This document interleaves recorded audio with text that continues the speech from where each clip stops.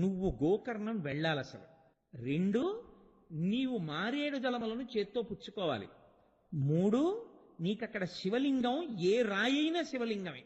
ఓ శివలింగంగా నువ్వు అక్కడ భావన చెయ్యాలి. లేకపోతే అక్కడ ఉన్నటువంటి స్వామికి మహాబలేశ్వరుడని పేరు. మహాబలేశ్వర దర్శనం చెయ్యాలి.